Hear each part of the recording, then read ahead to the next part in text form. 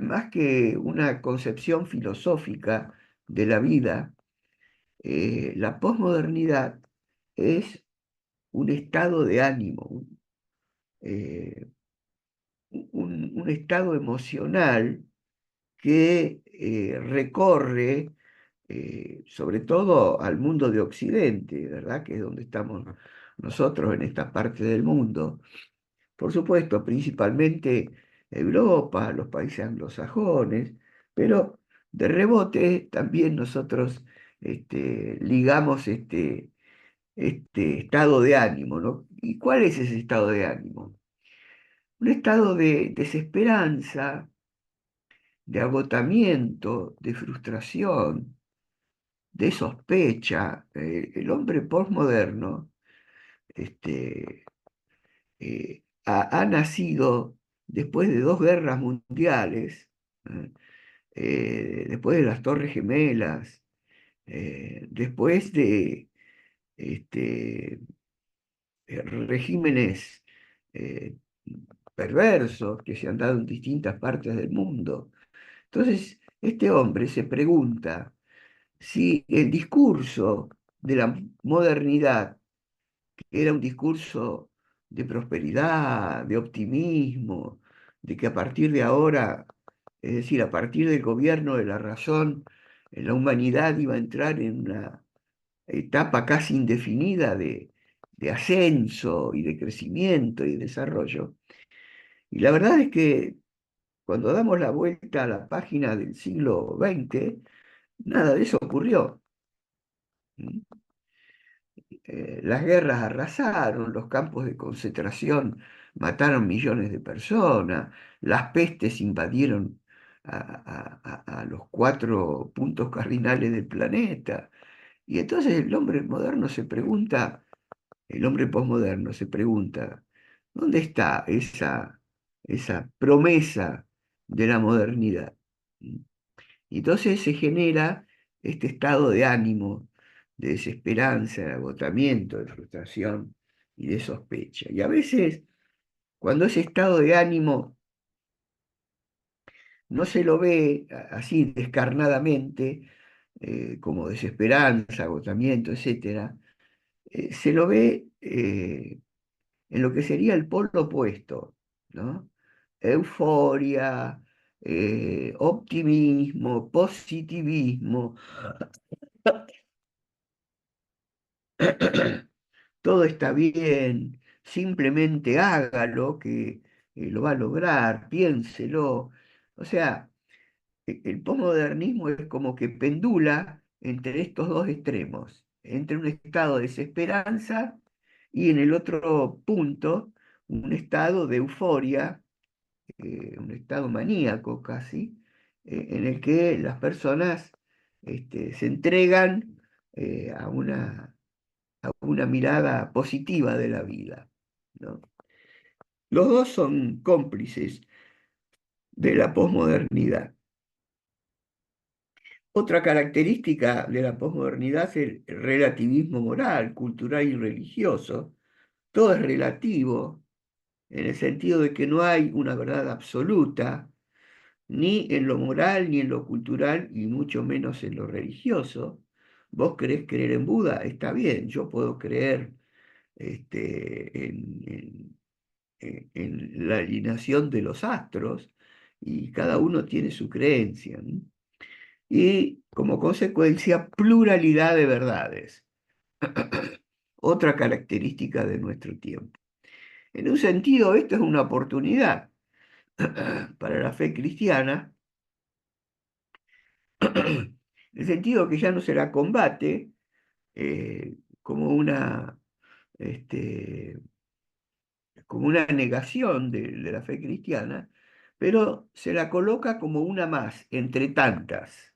Así que es una oportunidad, pero al mismo tiempo es una amenaza, ¿no es cierto? Porque aparecemos ahí en el supermercado de la religión, en la estantería de las opciones religiosas, la fe cristiana, ¿no? Entre otras, pluralidad de verdades. Y otra característica de la posmodernidad es la velocidad de los cambios, de lo cual todos somos testigos, ¿no es cierto? O sea, los cambios hoy, en menos de una generación, lo que antes llevaba 3 generaciones, es decir, 100 años aproximadamente, hoy, en medio de una generación, ya ocurren cambios, de manera que tenemos que reaprender todo lo que acabamos de aprender hasta hace pocos años atrás. De tal manera que se cumple aquello de que ahora que aprendí la respuesta, me cambian las preguntas, ¿no? Y esos cambios ocurren en un lapso muy corto de tiempo, lo cual genera un problema generacional, ¿sí? Porque antes una generación repetía lo que otra generación le transmitía y así sucesivamente. Hoy, las nuevas generaciones, de alguna manera, salen con nuevas verdades, nuevas técnicas, nuevos valores, nuevas modas, de tal manera que lo de hace 10 años atrás se convierte en algo obsoleto e inútil para la nueva generación. Ustedes habrán escuchado alguna vez de que la posmodernidad es la caída de los grandes metarrelatos. ¿Mm? Eh, Se llama metarrelatos a los discursos más influyentes que tuvieron lugar en los últimos 100 años, vamos a decir, 150 años. El discurso del capitalismo, el discurso del socialismo, el discurso del iluminismo con la razón como baluarte de toda verdad, y también el discurso del cristianismo o de la cristiana,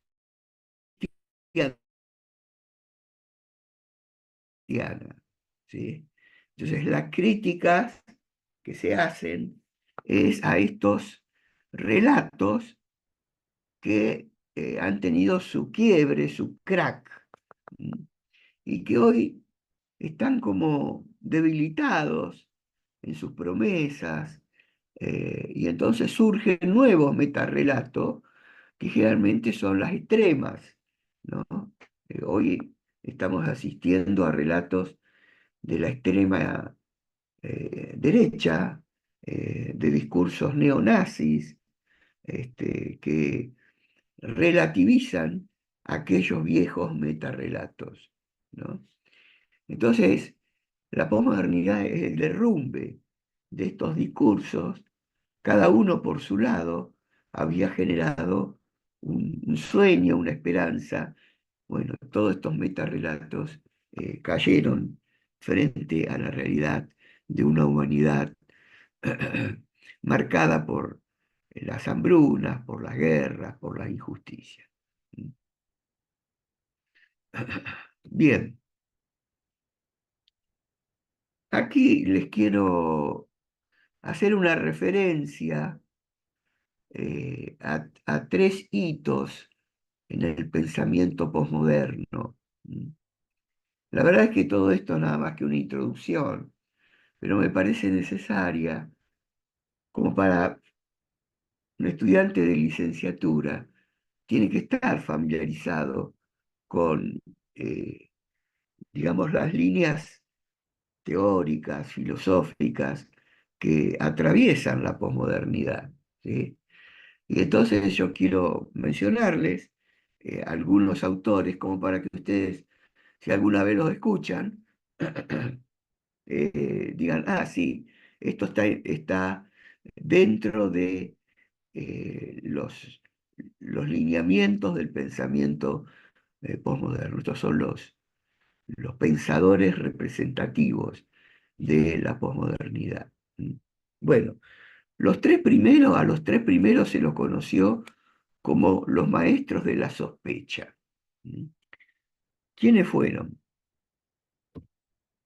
Nietzsche, Freud y Marx.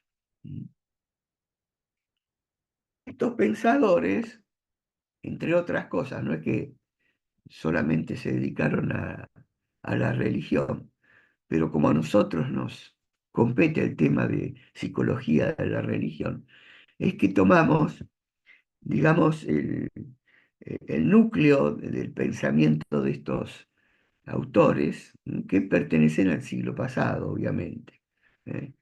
Y algunos antes del siglo pasado. Bueno, el famoso dicho de Nietzsche, Dios ha muerto. Bueno, eso conmovió las estructuras religiosas, este, al punto que todos se preguntaban si realmente era el fin de la religión. Bueno, ustedes recordarán la respuesta de Billy Graham, ¿no? A este dicho de Nietzsche, Dios ha muerto. Billy Graham dijo, es cierto, pero la noticia es incompleta, porque Dios ha resucitado, ¿no? Muy oportuno, ¿no es cierto?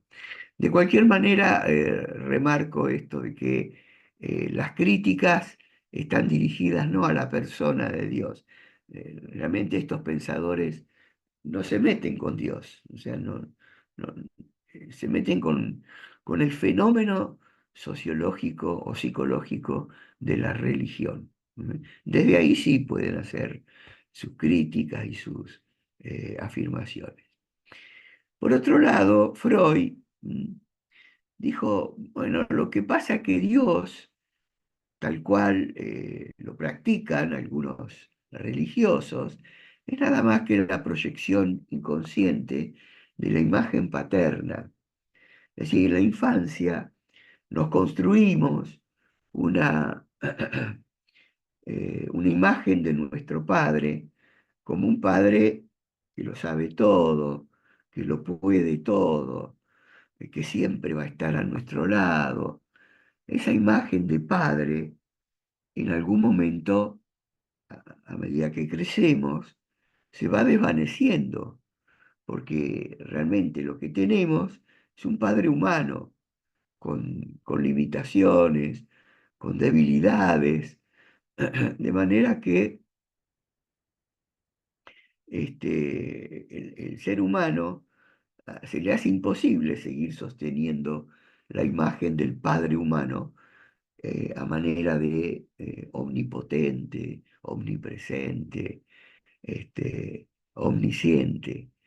Y esa caída de la imagen paterna es reemplazada por la imagen de un Dios sobrenatural, supranatural, de una inteligencia mayor a la cual se le adjudican los atributos que se perdieron con la imagen eh, paterna humana. Así que Freud hace este análisis.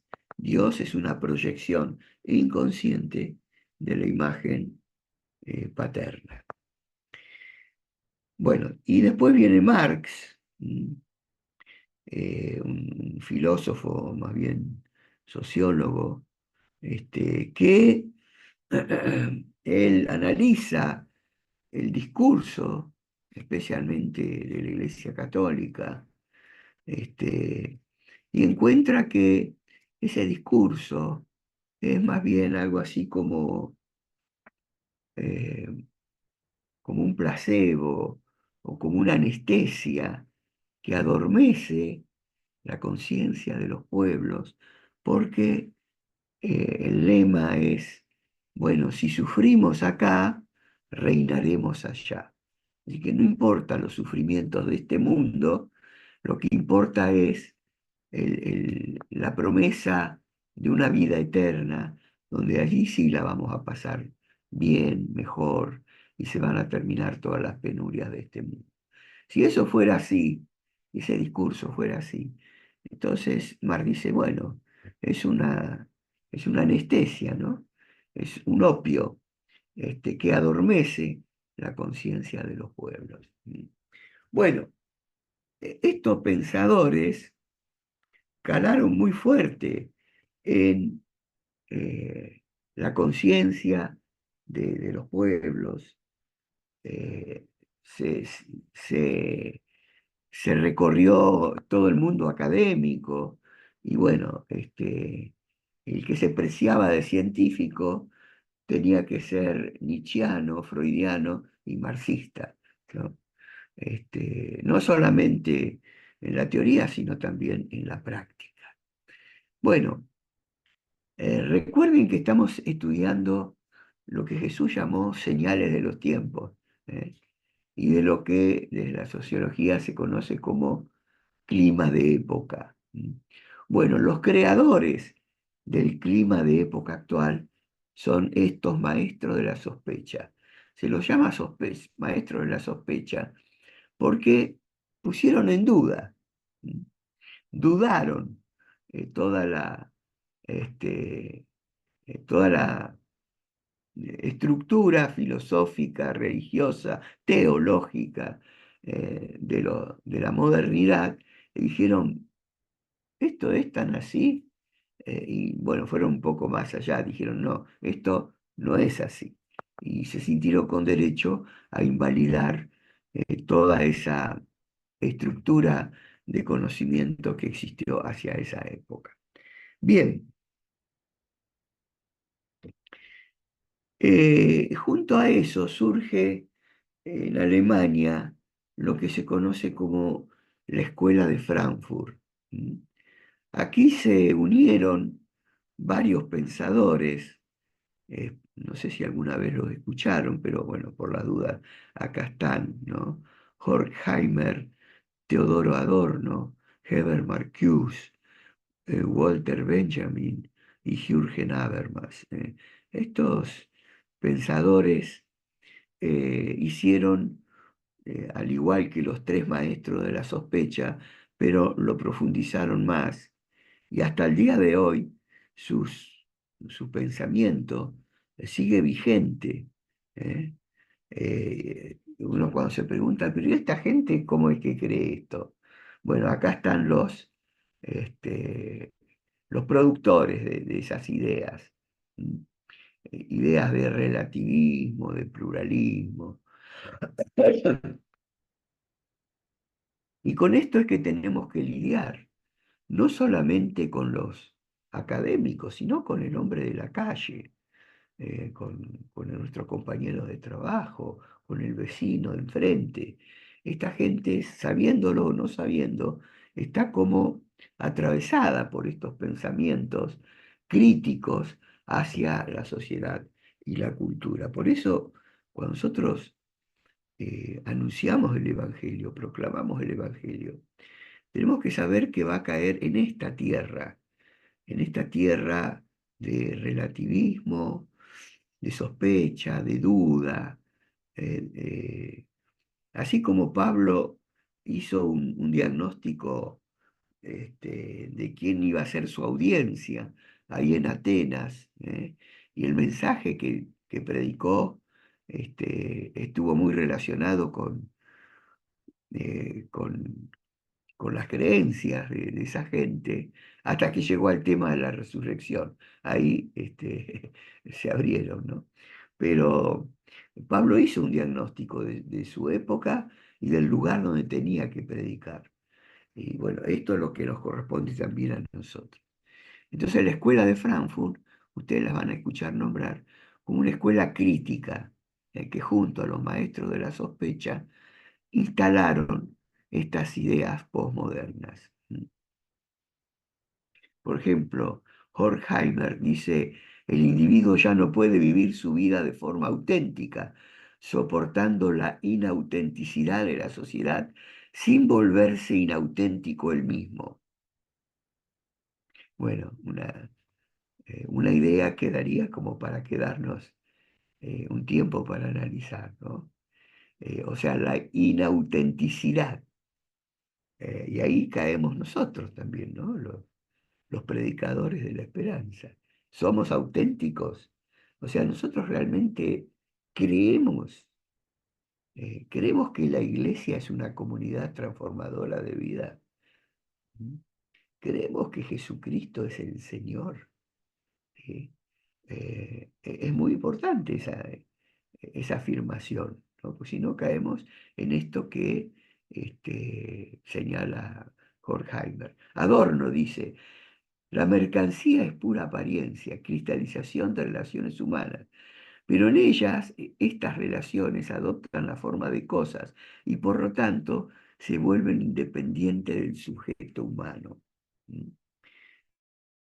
O sea, la merca, lo que vemos en los escaparates de los shopping, de las vidrieras, lo que consumimos, lo que nos venden por televisión, va adquiriendo un lugar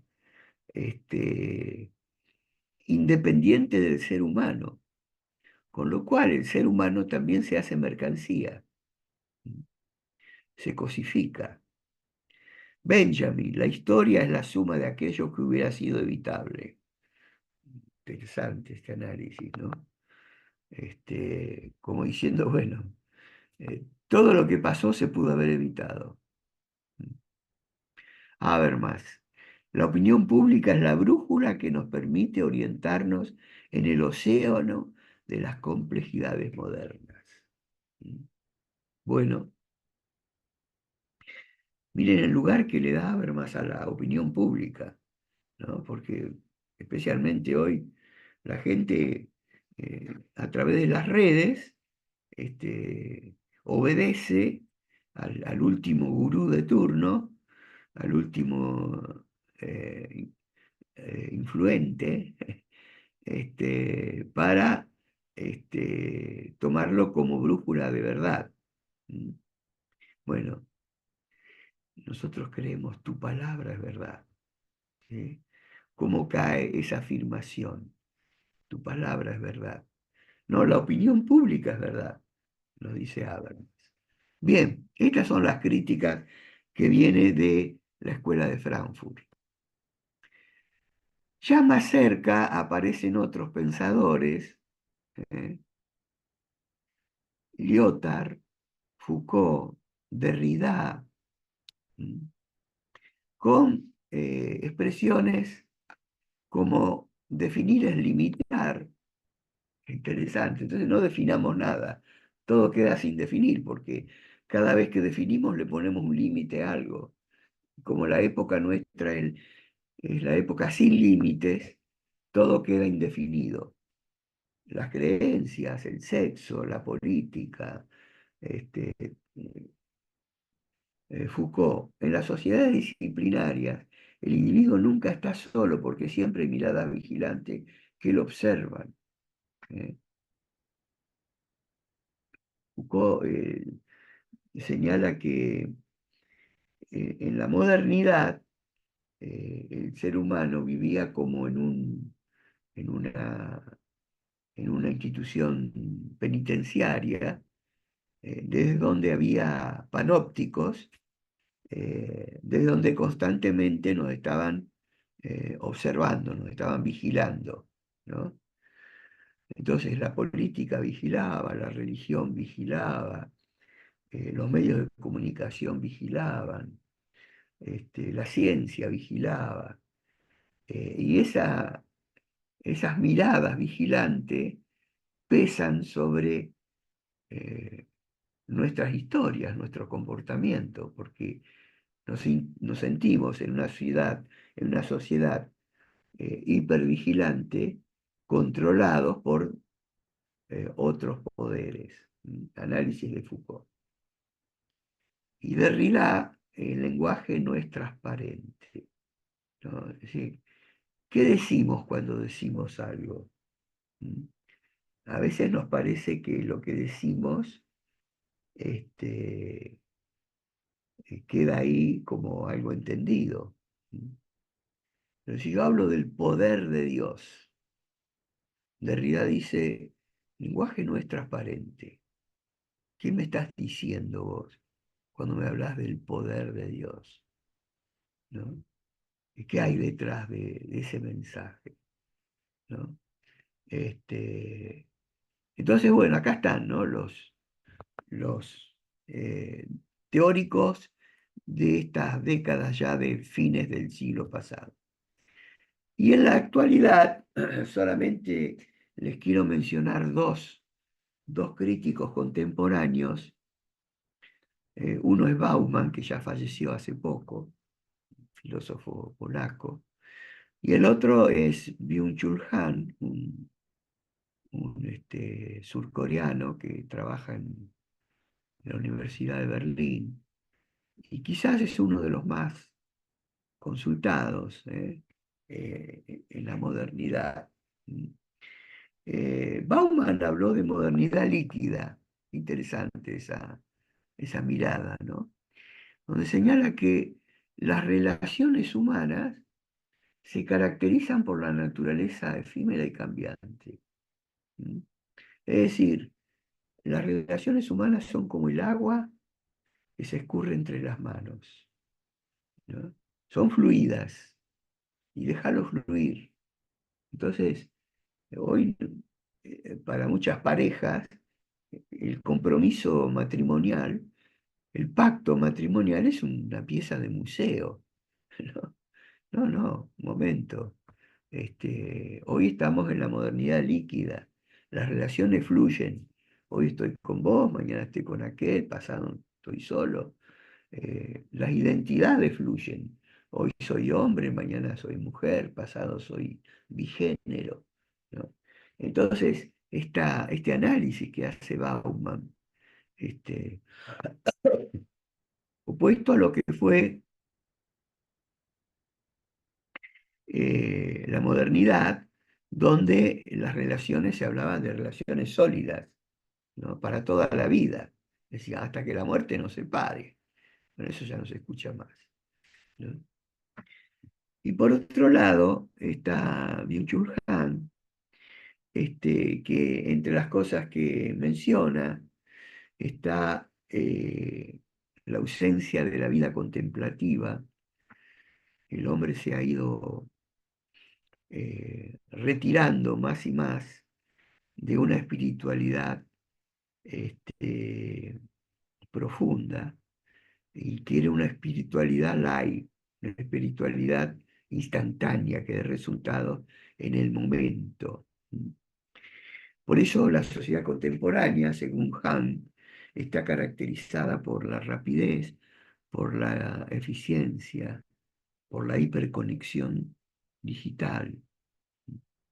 En este contexto, entonces, la vida contemplativa, que es lo que a nosotros nos interesaría, ¿no es cierto?, como expresión de fe y de espiritualidad, implica la capacidad de reflexionar, de meditar, de encontrar un sentido más profundo a la existencia. Han dice que estamos en una época en que ese tipo de espiritualidad está amenazada e incluso ausente. Bien, creo que estamos cerrando esto. Bueno, acá hay un cuadro que quise hacer algo así como un contraste epocal, ¿no? De época. En la Edad Moderna, de hace, no sé, 70, 80 años atrás, prevalecía lo intelectual. Hoy, en la posmoderna, prevalece lo emocional. En la moderna se privilegiaba la coherencia de lo que se decía. Hoy se privilegia lo sincrético, la mezcla.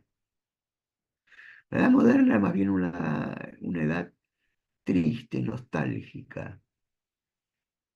La posmoderna intenta ser festiva, intenta ser. La moderna buscaba lo comunitario, la posmoderna lo narcisista. En la moderna todavía se mantenía el deísmo, en la nuestra ya prevalece lo secular absolutamente. En la moderna se daba lo dogmático, en la posmoderna se da lo pragmático. En la moderna se daba la ética kantiana, la ética del imperativo absoluto. En la posmoderna se da la ética utilitarista, la ética de lo que sirve, de lo que te hace bien, de lo que te gusta. En la moderna todavía se aspiraba a los logros a través del sacrificio, mientras que en la posmoderna es una actitud cómoda, de confort, indolora, que no nos moleste. En la moderna se buscaba lo significativo. En la posmoderna se acentúa lo nihilista, la falta de sentido. En la moderna todavía íbamos lentos, había tiempo para observar el paisaje. Un viaje en tren nos daba la oportunidad de ver ríos, montañas, ciudades.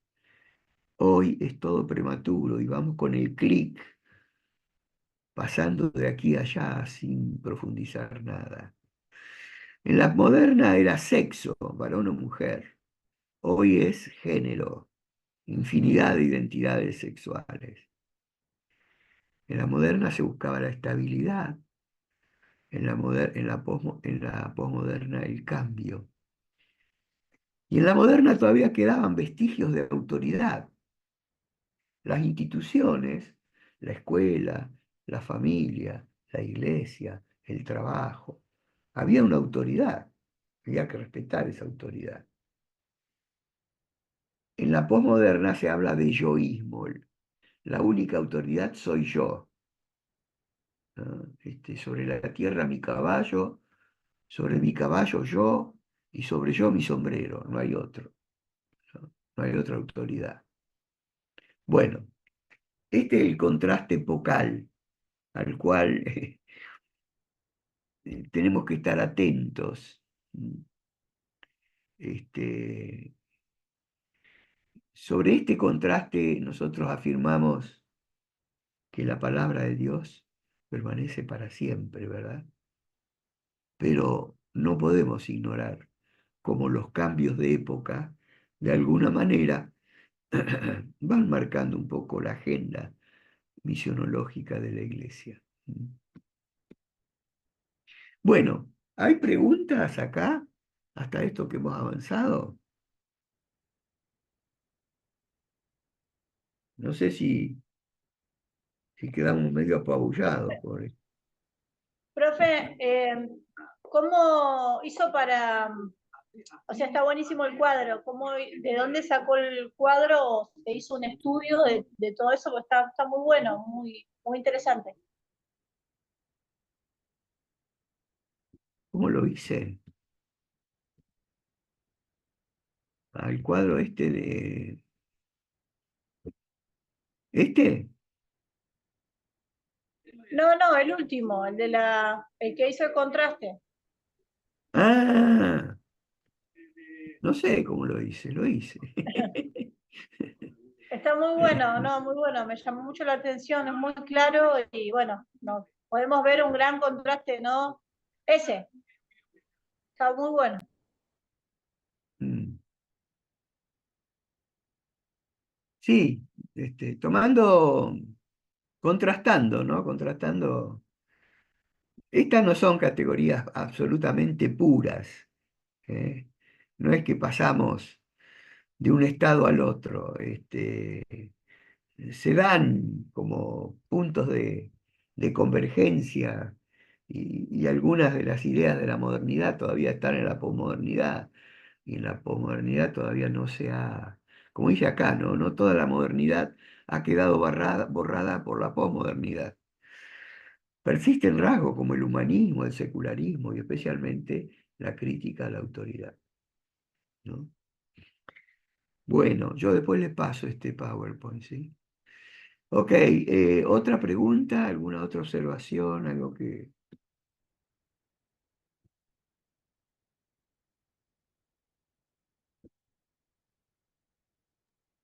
Sí, quería hacer la Sí. pregunta, no me quedó claro con respecto al tiempo moderno, con comunismo, comunista y el posmoderno narcisista, ese aspecto, ¿cómo sería? Comunitaria, digamos, moderna Ah, comunitaria, comunitaria, ¿no? sí, Y sí, en la modernidad todavía quedaban vestigios de vida comunitaria. Este, por ejemplo, el valor de la familia en la modernidad nunca estuvo en discusión. La familia en la modernidad, la vida comunitaria en familia, los lazos familiares se mantuvieron intocables, ¿no? En cambio, en la posmodernidad, el narcisismo, o sea, el yo, el mirarse el ombligo a uno mismo y solamente a uno mismo.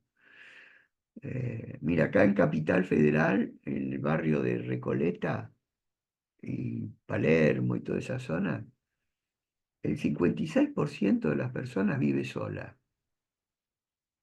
¿Mm? Por supuesto, a raíz de eso nace la industria de la soledad, ¿no? Este, pero se han roto los lazos comunitarios. ¿Mm?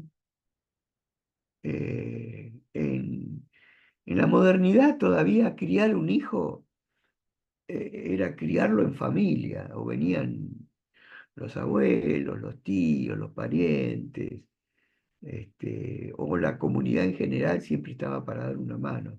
El hijo crecía en comunidad. Hay un dicho en África, dice, para educar un niño se necesita toda una tribu, ¿no? Bueno, hoy no, hoy los hijos quedan a cargo de los expertos, de los que saben cómo educar, y cada uno viene con su librito y con su teoría, y se genera una generación de padres confundidos que no saben para dónde ir y cómo educar a sus hijos, ¿no? Porque se ha perdido esa idea de tribu, de familia, de comunitario, ¿no? Entonces, este, la iglesia podría tener la gran oportunidad de recuperar este espíritu comunitario, esta idea de tribu, ¿no? Es decir, lo hacemos entre todos, ¿no? Nos cuidamos entre todos. Bueno, es una idea del Evangelio, no estoy descubriendo nada, ¿no? Pero bueno, no sé, Ernesto, si te respondo a tu pregunta. Sí, sí, profe, bien, bien. No, no, me traía la alusión que en un material también que había leído anteriormente, hablaba de que en la antigüedad justamente los sabios se juntaban alrededor de otros sabios y en un ambiente comunitario intercambiaban opiniones, consejos y esas cuestiones también. Está bueno. Gracias, profe. Eh, profe, Sí, profe, sí, te escucho. sí, sí, una observación ahí en lo que estaba comentando. Yo lo apunto con el tema de la iglesia, el tema de la comunidad y el narcisismo, que también en la iglesia está ocurriendo y creo que usted dio un poquito de referencia acerca de la iglesia, que muchas veces antes había más comunidad dentro de la iglesia, que podían compartir entre todos. Ahora con el tema que pasó de la pandemia, todas estas cosas, parecería que comenzó a, a a ser individualista, los mismos hermanos, de verse en sí mismo y de no compartir tanta necesidad de compartir algo con los hermanos. Mm, Pongo como ejemplo el tema de salir a visitar. Antes era común salir a visitar, mm, compartir con el hermano. Ahora la mm, reunión termina los domingos, desaparece todo y queda mm, el pastor al último cerrando la iglesia nomás, pero antes era que se quedaban todos, compartían todo mm, y mm, terminaba. Es una mm, observación que estaba viendo con sí. esa de la comunidad. Bueno, es un signo de la época, el individualismo, ¿no? El narcisismo. Y ahí es donde la iglesia tiene que revisar su programa, su agenda, su misión, ¿no? Bueno, y Profesor, justamente ahí, sí, sí, Teresa. sí, Pienso que el gran desafío que tenemos por delante con respecto a los jóvenes y a los preadolescentes, porque si ya tenemos muchos adultos en las iglesias confundidos, eh, eso transmitido a los jóvenes, si no estamos firmes para tener un buen plan, para captarle un poco la mente fuera de lo que ellos están percibiendo, tanto en las escuelas, en la comunidad y en sus propios hogares, es un gran desafío que tenemos por delante, como para implementar buenos planes, ¿no? Mm, Para mm. preservarlos. Sí, la verdad que el desafío es enorme, Teresa, porque Sí, digamos, se agranda el desafío porque se ha dado como un desfasaje entre quién es el maestro y quién es el alumno. sí, sí. Eh, o sea, hoy son las generaciones nuevas las que nos enseñan a las generaciones anteriores, ¿no? Y eso es un desfasaje importante que no sé cómo lo vamos a resolver. Y el Sobre todo, peligro de esas tribus cibernéticas que se forman entre los chicos que no conocemos lo que piensan. claro, Tenemos jóvenes que tienen una personalidad y viven una vida extraña en su propia soledad y dentro de las redes. Cuando se descubre, bueno, ya sí, mucho trabajo más todavía por delante para sí, resolver. sí. Son los que van a formar la futura sociedad, los futuros adultos que van a formar a los futuros niños y jóvenes. Compleja la cosa. Tenemos un competidor que es la revolución tecnológica, pero yo creo que nosotros, a ver, no tenemos que entrar en venderle a nuestros jóvenes espejitos de colores, ¿no? Mm. Tenemos que llevarles el Evangelio en su esencia, que es compromiso con Jesucristo como Señor de tu vida, ¿no? Y este compromiso te va a hacer bien, te va a sanar, te va a dar un proyecto de vida, te va a dar un rumbo, ¿no? Ese compromiso está revelado en la palabra de Dios. Y en la medida en que como iglesia seamos estudiosos y profundicemos la palabra de Dios, nos vamos a ir enamorando de ese mensaje y queriéndolo Mm. compartir con otros, ¿no?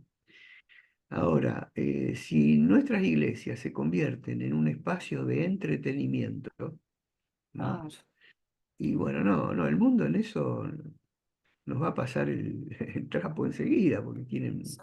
mucho más medios, mucho más recursos, ¿no?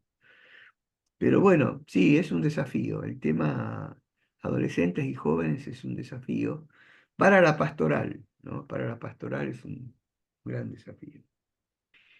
Bien, Alejandra y Gabriel están levantando la mano. Sí, para hacer una observación más que nada de lo que venimos hablando, un poco entendiendo esta cuestión de Marx, de Freud y compañía, eh, que de alguna manera como iglesia lo entendemos, el pensamiento religioso, ¿no es cierto?, hacia la religión, que nosotros también como iglesia cristiana en algún punto caímos también en ser eso que ellos pensaban, una cuestión de que inventamos espejitos de color, como decía usted, ¿no? Y un concepto bíblico desde la fundación de Génesis es familiar, es comunidad, ¿no es cierto? Y hoy, bueno, estamos con esta cuestión del individualismo, como decía el hermano, como lo compartía usted, y también con la modernidad de los jóvenes, que compartíamos hace un tiempito atrás con Tito Roberts, el congreso que hizo a través del Zoom, la cuestión de a qué nos enfrentamos en los años que vienen, por ejemplo, con los jóvenes, ¿no? Que ya el ideal de ellos no es ideal, por ejemplo, el pastor, el sacerdote, no son la autoridad son lo que ellos reconocen como que nace, el Papa decía, y Teresa de Calcuta, ellos van a reconocer a Teresa de Calcuta como una autoridad, no al Papa, por una cuestión de las obras, de los hechos que hacen. ya no aceptan el verso del diálogo nuestro, sino ellos van a ver ahora las obras que uno puede llegar a hacer, ¿cierto? Nos enfrentamos a jóvenes que no se aguantan 2 horas de reunión, hoy mucho más rápido, tiene que ser un discurso rápido, una reunión rápida, si es posible compartida, porque aún mismo la facultad se usa este medio, o sea, ellos están haciendo 2 o 3 cosas a la vez, una reunión de 2 o 3 horas como que teníamos antes, para ellos es algo ya cansador, pierden el objetivo, necesitan algo rápido y sobre todas las cosas que el que habla, la autoridad que dice ser que está ahí arriba, tenga obviamente obras, ¿no es cierto? Y no diálogo. Bueno, entonces es complicado. Para la iglesia entendemos que tanto Marx como Freud y compañía llegaron al dicho o lo que dijeron, porque nosotros también caímos de alguna manera en este tiempo en eso, ¿no es cierto? La iglesia cristiana, y tenemos que reformar un poquito nuestra estructura religiosa o cristianismo para poder mostrar un evangelio más practicado, ¿no es cierto? Más practicado, algo más sencillo, más práctico. Jesús, caminando entre las periferias, la gente que era rechazada, la que no podía llegar al templo, y no era permitida, aceptando al eunuco porque aceptando a aquellos que estaban excluidos, ¿no es cierto? Y yo creo que la iglesia hoy necesita eso, aceptar, remodelar un poco el concepto. Antes, si no venía vestido de una forma, si traía aro, si traía pollera, si traía pantalón, si se tenía, si no se tenía. Bueno, eso en el pasado. Hay iglesias todavía que lo practican, pero hoy nosotros, si tiene tatuaje, si tiene muchos piercing, si viene vestido de una forma, también a veces hasta también nos encontramos con esta cuestión de no aceptarlos y rechazarlos de alguna manera, no entran dentro del club, ¿cierto? Muy difícil para la iglesia hoy poder de alguna manera llevar adelante con éxito, alcanzar más que nada la juventud, ¿no es cierto? Que son el futuro. Nada, es la reflexión. Sí.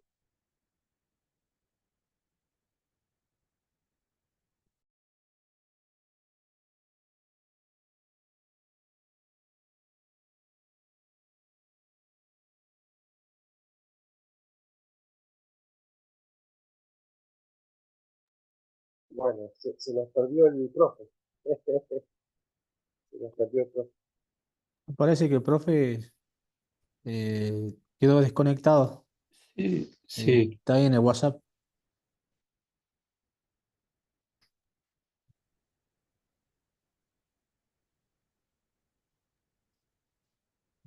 Hola Alberto, tanto tiempo. sí, ¿Cómo le va? esperemos que el profesor ingrese nuevamente y ¿Cómo está? seguir con la clase. Estoy un poco lejos, ¿A dónde estás? de España. Ah, bueno, no bueno. No me avisaste y Todo te acompañaba. trasnochado. Andás trasnochado. Las 3 de la mañana. Las 3 de la mañana. Fuimos compañeros del año pasado y los años anteriores con Alberto, con el pastor José Emilio, por eso. Mi hijo vive aquí, entonces Ah, bien, pues, el año lo venimos a ver a él, a la mujer y a mis nietos, claro. obvio. Así que bueno, Bien.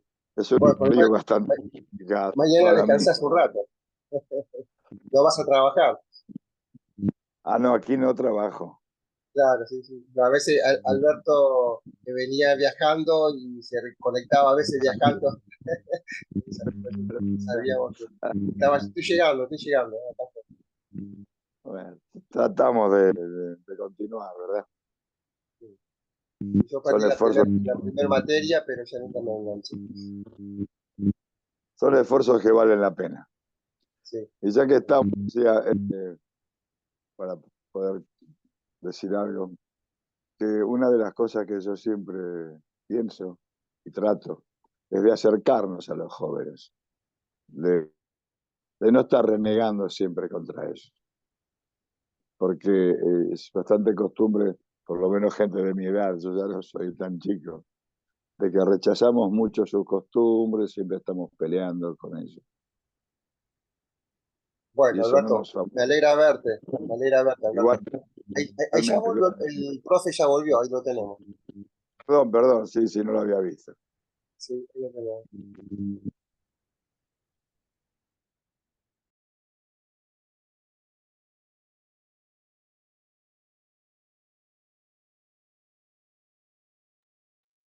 Tiene el micrófono apagado, profesor.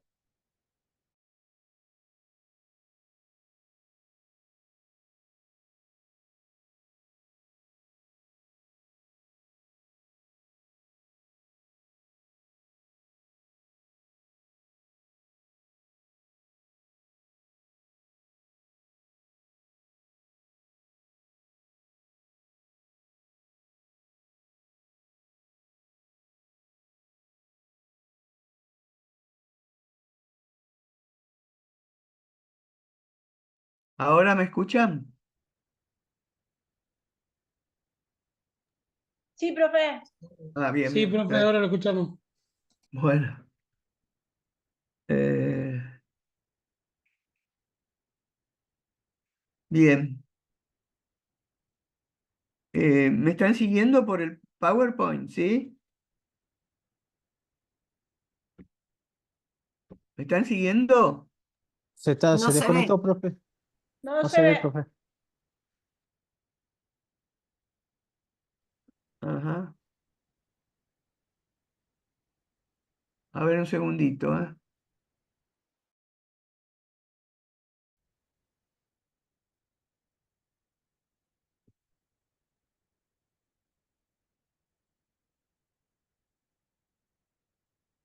¿Ahora sí? Sí, se ve. Sí, sí.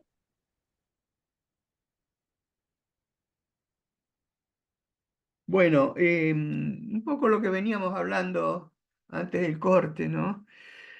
Eh, ¿Qué tiene para decirnos la psicología de la religión, que es nuestra materia, dentro de estos escenarios, ¿no?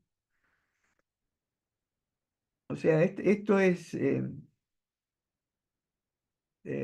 observar la realidad y a partir de esa realidad ver cómo llevamos la palabra, ¿no? Eh, a los desafíos del relativismo postmoderno mientras buscamos cumplir el mandato de señalar al mundo a Jesús como la única verdad. Para nosotros esto puede sonar casi de perogrullo, ¿no? Decir, sí, Jesucristo es la única verdad. Pero para el pensamiento posmoderno eso es una herejía, es un anatema. Puede ser una verdad, pero no la única verdad, ¿no? Esa es la diferencia. Y aquí tenemos el gran problema. Bien, nosotros vamos a apuntar a Cristo como señal. Hablamos de las señales de los tiempos, ¿no? Ahí en Mateo 12, 38, 42 y en Lucas 11, 29, 32, tenemos a los judíos pidiéndole a Jesús alguna señal. ¿Mm? Parece que las señales eran como la confirmación de la autenticidad del mensaje de Jesús, ¿no? ¿Y a qué se referían con señales? Bueno, con milagros, manifestaciones de poder. No en vano, las tentaciones de Satanás tienen que ver con señales, ¿no? Tírate de lo más alto del templo, y los ángeles te van a sostener y ahí quién no te va a creer. Señal, ¿no? Lo interesante es que la respuesta de Jesús es, no busquen fuera de mí otra señal, porque yo soy la señal. ¿Mm? Y si en los tiempos de la humanidad hay una señal que marca el antes y el después de la humanidad, esa señal es Jesucristo. Esa es la señal en la que nosotros creemos y sobre la cual nosotros nos apoyamos, ¿no? A partir de ahí, entonces, es que todo proceso y evento histórico debe ser interpretado en clave cristocéntrica. ¿Mm? La verdad, la historia de la humanidad es un absurdo y carente de sentido. ¿Eh? Que lo que esté pasando aquí y ahora es simplemente cómo cayeron los dados, ¿no? Es decir, un juego de azar que no tiene ni propósito ni sentido. ¿Mm? O sea, si nosotros quitamos a Jesucristo como eje de la historia, la verdad, eh, eh, la historia termina en un sinsentido que abruma a la humanidad, ¿no? Cuando nosotros descubrimos a Jesucristo como eje de la historia y como significado de la vida para cada hombre y para toda la humanidad, eso no es una aspiración pretenciosa de un grupo de fanáticos religiosos, ¿no? Es, en todo caso, una verdad histórica, que trasciende la historia y que nos ayuda a ver hacia dónde vamos. Jesucristo le da sentido a esa historia. ¿Mm?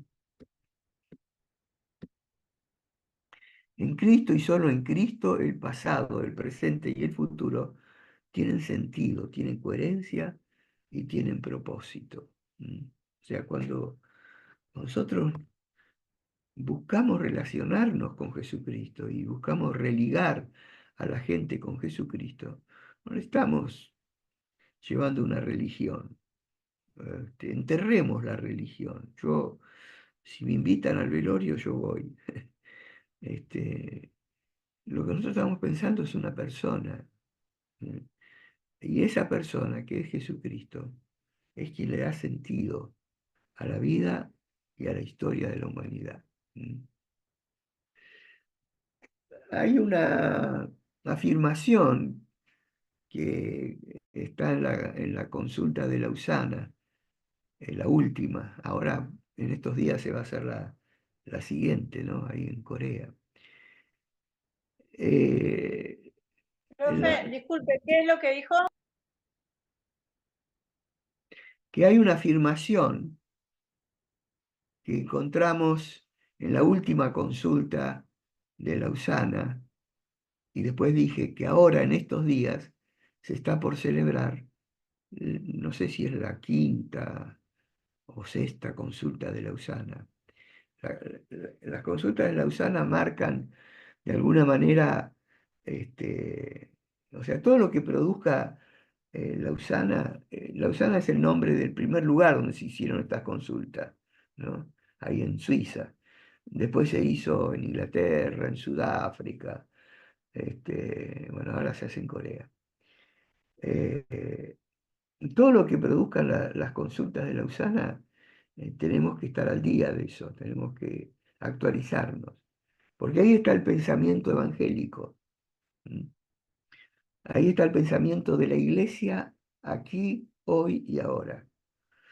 Este, y es un acercamiento integral, no es un acercamiento espiritualista o racionalista o meramente sociológico, ¿no? Es un acercamiento sano. Este, para darles una referencia, de Lausanne salieron pensadores como John Stott, como René Padilla, ¿no? O sea, esos grandes maestros que marcaron la teología de la Iglesia en la actualidad, ¿no? Bueno, Lausanne decía, rechazamos como un insulto a Cristo y al Evangelio toda clase de sincretismo y diálogo que implique que Cristo habla igualmente por medio de todas las religiones e ideologías. Fíjense, rechazamos como un insulto. Esto que dice, bueno, Cristo habla por medio de todas las religiones. Jesucristo es el Dios hombre, que se encarnó a sí mismo, como que se presentó o que se mostró a sí mismo como único mediador entre Dios y el hombre. No hay otro nombre en que podamos ser salvos. Bueno, esta es una declaración categórica que me parece que a los cristianos, en medio de las señales de los tiempos y en medio de los climas de época, nos trae mucha paz, nos trae paz. Porque si, bueno, no, tenemos una base, tenemos un fundamento, y ese fundamento es la persona de Jesucristo. En Él está nuestra mirada, nuestra esperanza en el futuro, en el presente y en el pasado. Por eso, me parece que, bueno, todo lo que vimos anteriormente, modernismo, posmodernidad, etcétera, se atraviesa por una figura que es el hueso, es la estructura de todo lo demás.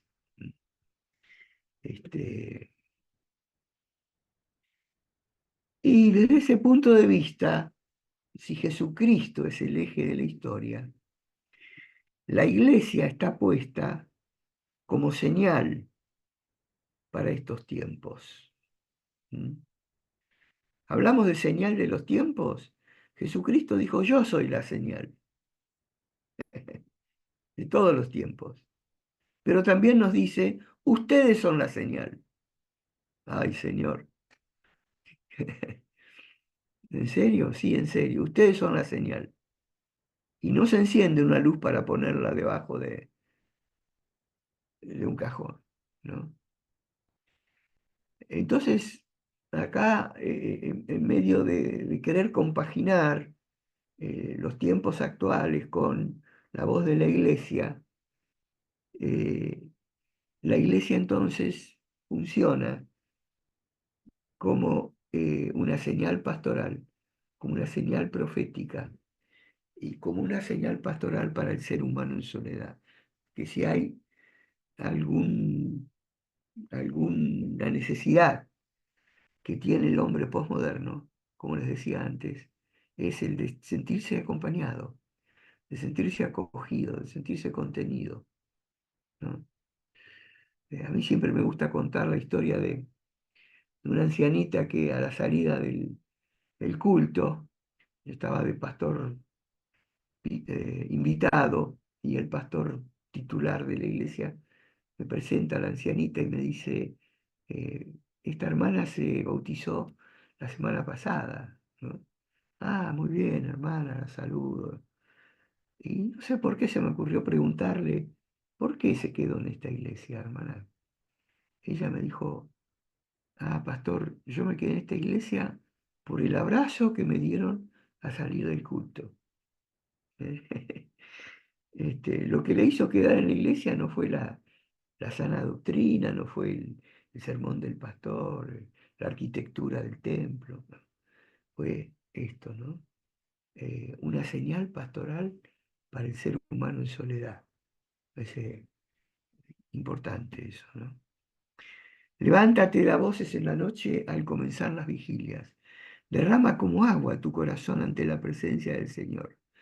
Alza hacia Él tus manos por la vida de tus pequeños, que desfallecen de hambre en las esquinas de todas las calles.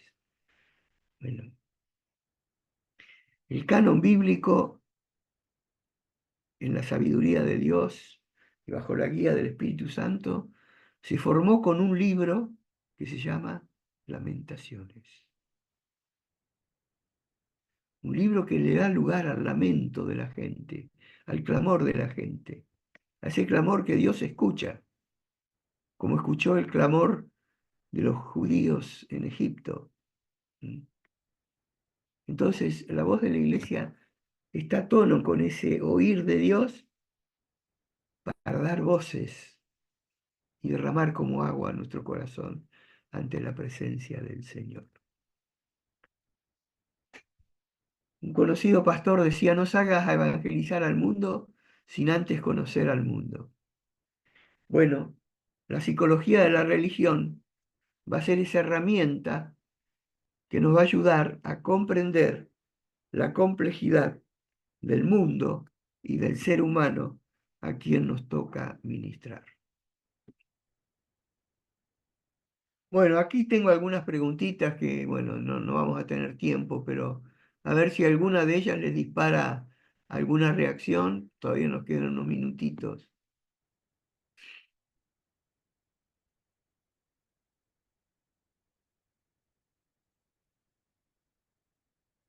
Si estamos de acuerdo que el clima de época que caracteriza la posmodernidad es el escepticismo intelectual, el relativismo moral, el desencanto espiritual, el sincretismo cultural, en su opinión, ¿cuáles serían las causas de ese clima? Algo ya dijimos, ¿eh? 2. Además de los climas mencionados, ¿qué otros climas se pueden percibir en el entorno inmediato de tu comunidad? 3. ¿Cómo deberíamos responder los cristianos a los climas de época? ¿Es adecuada la respuesta que estamos dando o deberíamos cambiarla? 4. En la posmodernidad, el mensaje de la Iglesia también es objeto de crítica y sospecha. ¿Se justifica esa crítica? ¿Qué autocrítica deberíamos hacernos? De las 3 señales que debe la Iglesia al mundo posmoderno, ¿cuál de ellas consideran más necesaria? ¿La pastoral, la profética o la orientada hacia la soledad? Bueno, si alguien quiere reaccionar a alguna de estas preguntas, me parece que enriquecería mucho la clase de hoy, ¿no? Si se animan. Bueno, sí, ¿cómo no se van a animar? La última, las 5, me parece que es la pastoral. Yo creo que es lo que más necesita, eh, lo que más se necesita en este tiempo. Sí, sí, Ajá. yo también abrí el micrófono para aportar desde esa perspectiva.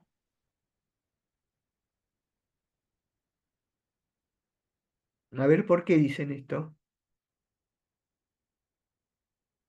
Y porque a veces las personas necesitan más un abrazo, el ser escuchados que el ser sermoneados o escuchar un discurso que por ahí ni siquiera en ese momento son capaces de poder recibir por lo que están viviendo.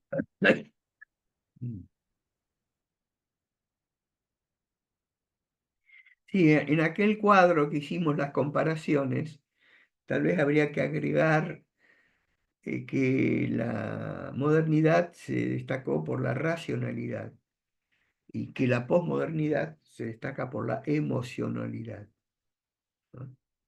Este, o sea, vivimos en una época en que lo importante es sentir, ¿no?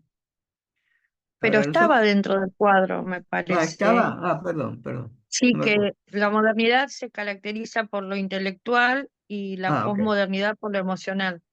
Bueno, bueno, gracias. Lo subrayo porque entonces a nosotros nos queda preguntarnos, bueno, pero entonces tenemos que eh, apelar a las emociones, tenemos que predicar sermones que movilicen emociones, que muevan los sentimientos de la gente, como una estrategia de... Y yo creo que nosotros estamos en una posición diferente, porque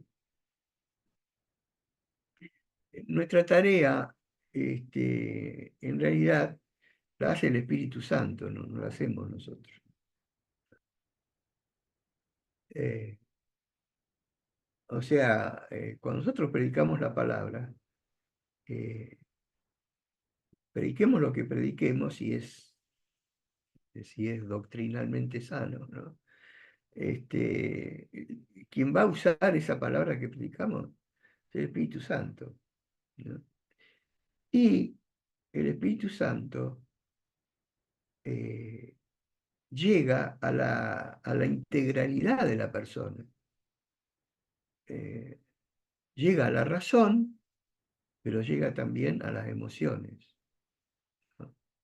El Espíritu Santo, cuando toma la palabra, esa palabra convence, redarguye, cambia los pensamientos y penetra hasta lo más profundo, que incluye los sentimientos. Pero quien moviliza las emociones y las razones es el Espíritu Santo. No es que nosotros vamos a usar alguna técnica como un vendedor de seguros de autos, a ver cómo lo convenzo al otro para hacerle sentir la necesidad de esto, ¿no? Nosotros no vamos por ese camino. Vamos camino de la palabra, predicamos con mucho amor, con mucho discernimiento, con mucha sabiduría, pero que de última es la herramienta, el instrumento que el Espíritu Santo va a usar. Entonces, si el clima de época es que la gente lo que quiere es sentir, el Espíritu Santo se va a encargar de hacerle sentir. Porque el Espíritu Santo apela a la integralidad del ser humano. Bien, ¿algo más de estas preguntas? Creo que un ejemplo claro, profe, es el eunuco Felipe, ¿no? Creo que una imagen clara bíblica de esto que estamos comentando es Felipe con el eunuco. O sea, la Ajá. religión no le permitía disfrutar de lo mejor del judaísmo porque era eunuco. Pero el mensaje ahí que podemos leer, que el Espíritu Santo le lo envía a Felipe, y ese acercamiento, ese subirse al carro, es que un poco el mensaje pastoral que hoy necesitamos, ¿cierto? O sea, cuando la religión solamente le dio un lugar externo, porque ser extranjero y eunuco no podía estar en el centro del culto, o adentro de lo mejor del lugar del templo, Dios se lo da enviándolo a Felipe y acercándose, explicándolo, acercándose, o sea, acompañándolo. Creo que hoy el mensaje es acompasar, acompañar, ¿no es cierto? Sí, eso es una imagen preciosa esa para ver esto, ¿no? La integralidad de cómo este Felipe, que el Espíritu Santo lo llevaba y lo traía de aquí para allá, lo usa en el caso de este etíope, ¿no? Sí, sí, es una buena imagen para ver la integralidad del Evangelio, ¿no? Bueno, queridos, vamos a ir cerrando entonces la noche de hoy. Entonces, la próxima clase ya entramos en los temas específicos de la psicología de la religión. Los fenómenos religiosos, como fenómenos religiosos, mirados desde el ángulo de la psicología de la religión, ¿eh? Vayan leyendo el manual, por favor, adelántense, porque así vamos acortando camino también. Muy bien. Buenas noches, que el Señor les bendiga, cuídense. Yo me voy Buenas a tomar, noches, Bendiciones, profe. profe. Dios los voy a bendiga. tomar un té porque estoy... Buenas noches, Buenas profesor. noches. Buenas Bendiciones, noches, gracias. profesor, que se Que se calme recupere, esa profe. gripe, no sé.